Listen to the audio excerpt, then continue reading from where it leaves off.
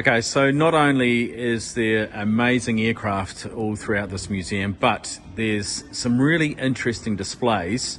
This is Juliet Delta 321. And this is a fascinating story behind this aircraft. And you've got the actual wheel from it. So this plane was flying to Antarctica and back, as they normally do, and to get them off the ice when they're down there, they put little rockets underneath them called JATO bottles to give them a bit of lift.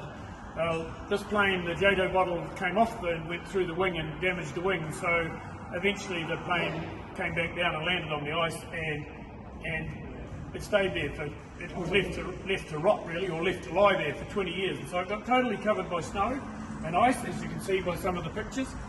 But in 20 years later, the value of the plane had gone up by quite a bit, so they went back and decided to dig it out and retrieve it.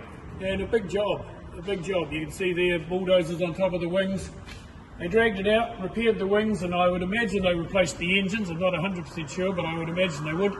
And then flew it back to Christchurch, where it was then refurbished, and it spent another 20 years flying all around the world before it finally got sectioned off, and it's in a boneyard in the States somewhere. But the interesting thing is there's a good YouTube video about Juliet Delta 321. If you put that into YouTube and have a look, there's a video about the whole process down there. So, and this is the wheel of it. Awesome.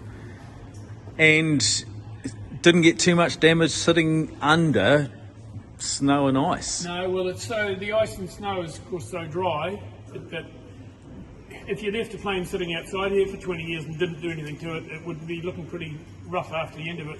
But because the ice is so dry and no moisture in it, it just protected it. And, yeah. Brilliant.